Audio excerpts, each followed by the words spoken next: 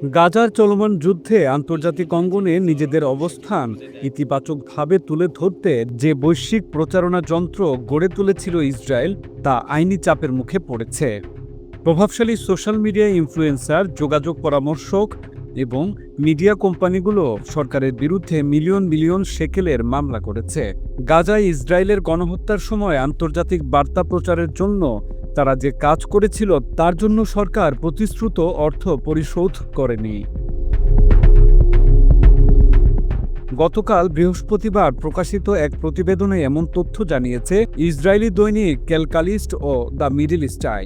প্রতিবেদন অনুযায়ী সংশ্লিষ্ট অনেকেই জানিয়েছেন, যুদ্ধের চূড়ান্ত উত্তেজনাপূর্ণ সময় তাদের জরুরি ভিত্তিতে নিয়োগ দেওয়া হয়েছিল বিদেশে ইসরায়েলপন্থী নেরেটিভ ছড়িয়ে দিতে।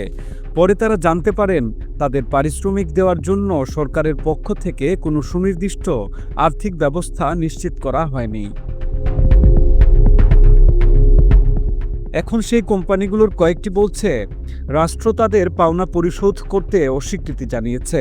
এর মধ্যে একটি প্রতিষ্ঠান, intellect product and publishing group, প্রায় 17 লাখ শেকেল বা ডলারে 5,52,000 আদায়ের দাবিতে মামলা করেছে। প্রতিষ্ঠানটি জানিয়েছে তারা আন্তর্জাতিক বিচার আদালতে শুনানির সময় ফিলিস্তিনপন্থী বিক্ষোভের মোকাবিলার মিডিয়া কার্যক্রম ও ভ্রমণ ব্যয়ের অর্থ বহন করেছিল। এই শুনানিগুলো হয়েছিল আন্তর্জাতিক ন্যায় বিচার আদালতে। ইসরায়েলি সরকারের সাবেক মুখপাত্র এইলন লেভিও ভুক্তভোগীদের একজন। তিনি দাবি করেছেন যে আন্তর্জাতিক প্রচারণা কার্যক্রমে কাজ করার পরও সরকার এখনও তার পাওনা অর্থ পরিশোধ করেনি। প্রতিবেদনে বলা হয়েছে, লেভির মাসিক পারিশ্রমিক ছিল 41,125 শেকেল।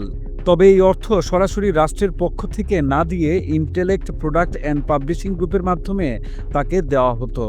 আরেকটি প্রতিষ্ঠান, স্পিডি কল, জানিয়েছে তারা বেনিয়ামিন নেতানিয়াহু এবং অন্যান্য শীর্ষ কর্মকর্তারা ব্যবহার করেন এমন সামরিক সদর দপ্তর কিরার ভেতরে 24 ঘন্টা চালু একটি সাক্ষাৎকার স্টুডিও স্থাপন করেছিল। এই কোম্পানির দাবি 9 মাসের কাজের জন্য 6 লাখ শেকেলের বেশি অর্থ এখন পরিশোধ করতে অস্বীকৃতি জানাচ্ছে ইসরায়েল সরকার। এসব উদ্যোগকে ইসরায়েলি কর্মকর্তারা যুদ্ধের অষ্টম ফ্রন্ট হিসেবে ব্যবহার করেছেন।